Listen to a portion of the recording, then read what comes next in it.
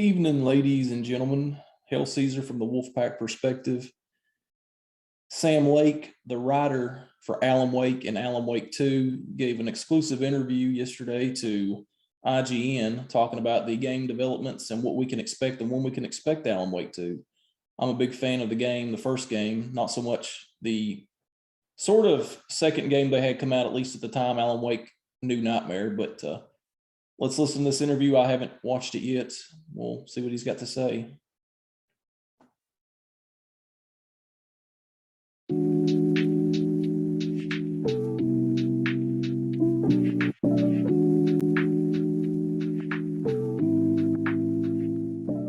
Sam Lake, it is good to see you, my friend. It's been a while. Very happy to be here. Under the best of reasons, Alan Wake 2 announced at the Game Awards. It's something that fans have been wanting for a long time. It's something you guys have been pushing for a long time. Us as well.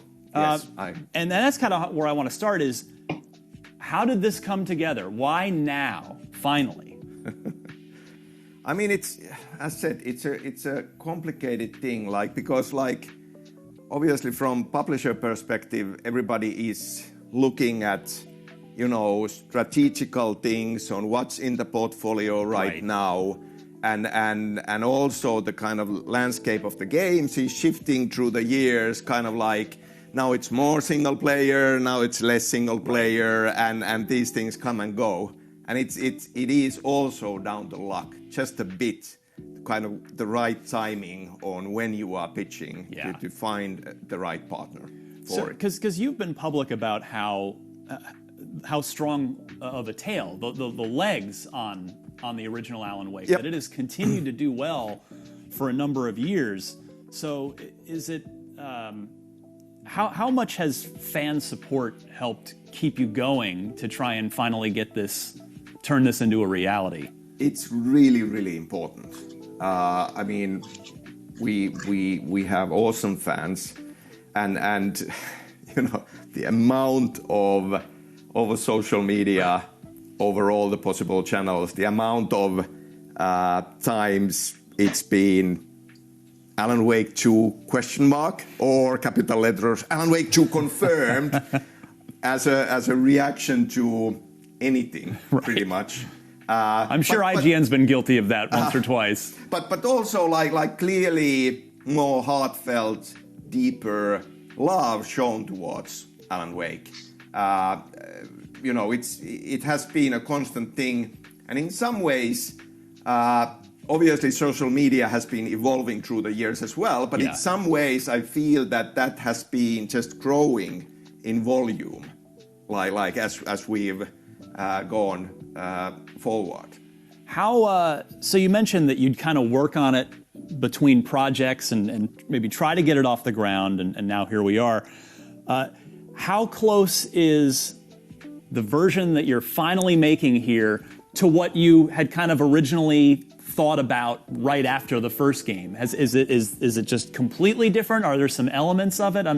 I'm just kind of curious of how it's evolved. Yeah, I mean, like the very early version that we were working on immediately after the first game, we kind of made a demo version of that as a video public even, and some of those elements back then ended up being part of Alan Wake's American Nightmare. I mean, obviously that was a very small project, so scaled down, but some of those ideas landed there. Right.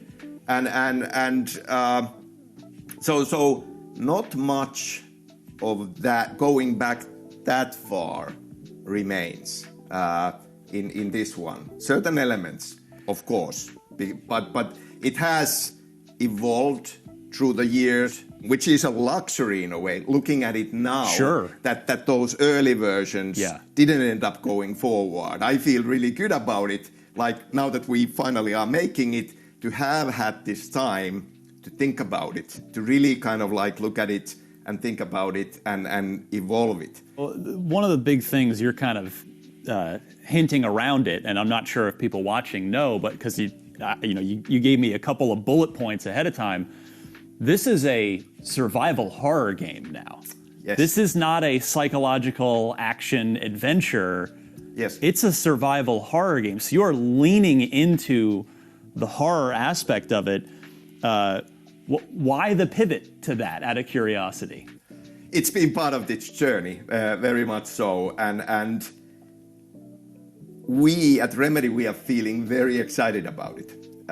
It's bringing in a lot of fresh, exciting new ideas. Like as said, like the original game did have horror elements to it. Yeah. But it was an action game, and for anything to do with Alan Wake, we feel that the story is very central. Of This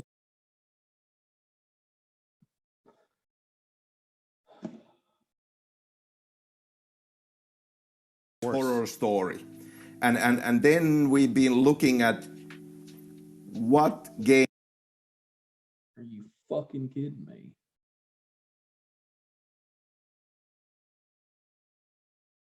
genre would be something where we could have the story and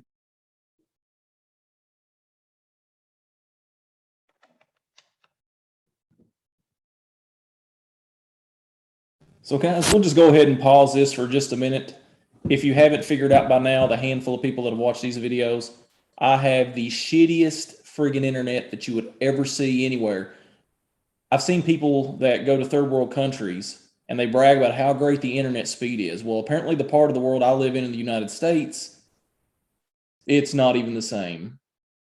Places like Cambodia, Thailand, Philippines, even very rural areas have better internet than me. But anyway, that's just a little rant from my side of it to let this internet catch back up with the video.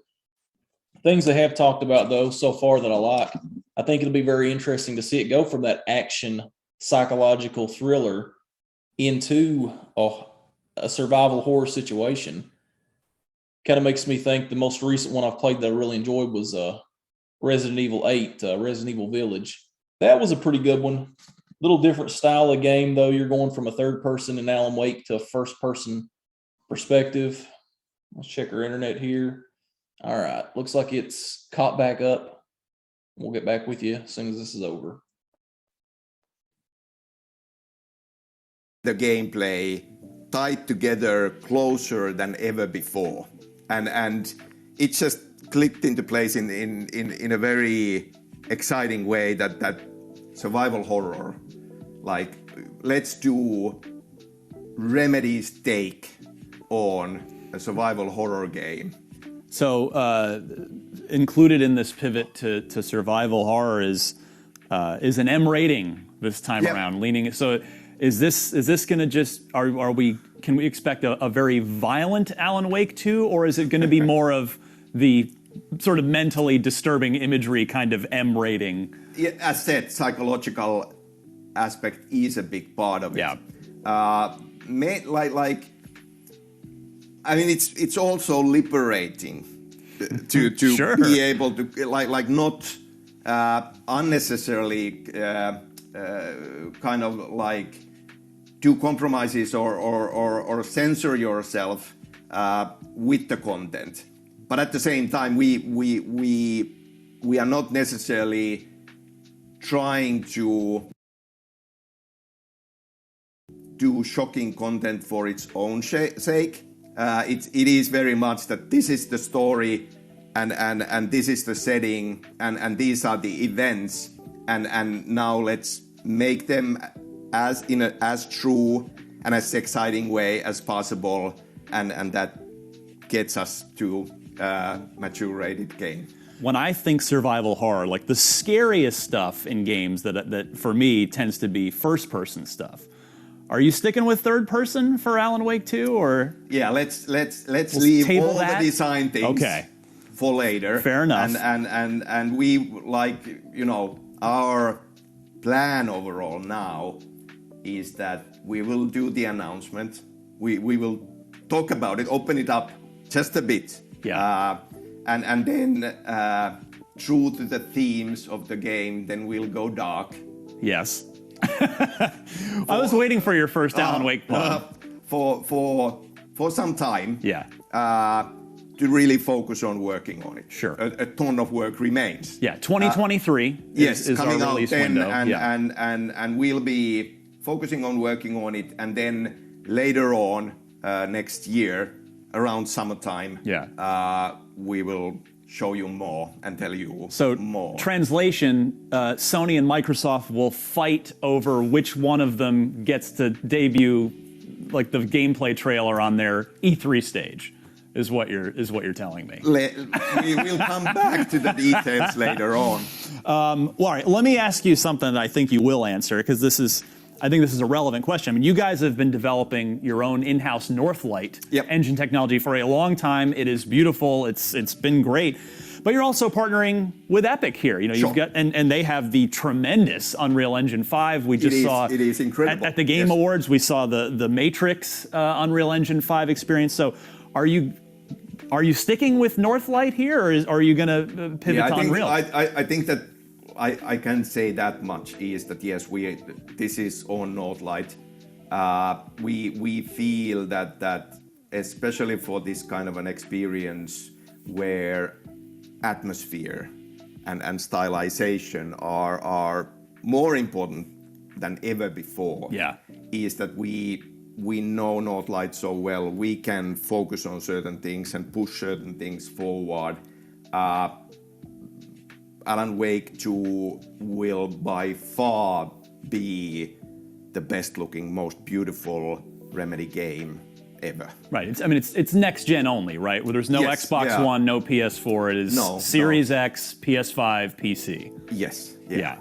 You know what is it about Alan Wake, do you think, that's stuck with you all these years, that has made you want to try to keep coming back to it? And now here, you know, over a decade, however long it's been, I've lost all sense of time. You know, I think what we had there, him ending up in that nightmare dimension of the dark place, making that sacrifice and being stuck there, it felt like a perfect ending, but also it is a cliffhanger. Yeah. Obviously. And kind of like, I always felt that laws of drama dictate that it would be a hard journey for him to survive from that, and it kind of ended up being a kind of self-fulfilling prophecy for us as well. It's been a hard journey to get here. And already answered the question from the teaser trailer. Alan Wake's voice actor Matthew Peretta clearly returning. Yeah. Yes, I mean, he's back. Our actors for our hero Alan Wake are the same. So the Finnish actor Ilkka Villi, we saw on the trailer, is the physical actor, and Matthew Peretta is the voice actor. Sam, it is great to speak with you. It always is. Likewise. It's been too long. I'm glad to be back in the same room with you, and I'm glad that Alan Wake 2 is a real thing that's coming to PC, Xbox Series X, and PS5 in 2023. Do we have any window within the year that we're targeting? Or are we just saying? We'll come back to.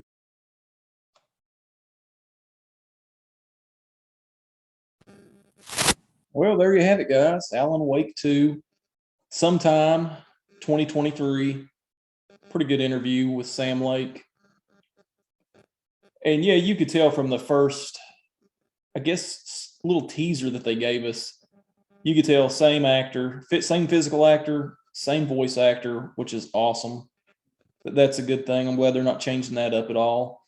And we're really going to get into spoilers, but for Alan Wake 1 right now. But if you haven't played Alan Wake, and it's been out since 2010, it's kind of on you. Any fan or anybody that's going to watch this video has probably already played it. But I'll touch on some of the things that I absolutely did love about Alan Wake. In my top 3 games of all time, I would say. For a game that's not an RPG and a game that's not an open world. Love the setting of it. Bright Falls, the little town, small town vibe up in the Pacific Northwest. I think up in Washington, if I'm not mistaken. Got all the themes and the tropes of a small town. They got Deer Fest. That's their local festival, Deer Fest. You've got the good-looking sheriff, Sheriff Breaker. She's basically almost the only law enforcement in town. Yeah, you've got deputies running around, but you got Sheriff Breaker there. She kind of plays a good role in the game. You've got the small Bright Falls Diner with the waitress Rose. You've got one of my favorite parts of the game, Pat Main, the local radio show host. He hosts a show at night. I think it's called The Night Owl.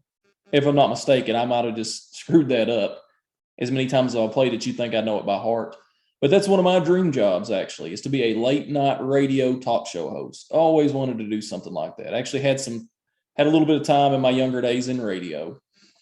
But you've got all these things that make for a great, creepy game when you got all of your bad guys are shrouded in darkness. You have to use light. Alan Wake's #1 weapon in this fight through Bright Falls, through the national forest, through all the wooded areas he has to travel, through the farms he has to travel through, is a flashlight or some form of light. You cannot beat these men covered in darkness without light, or these inanimate objects in some cases.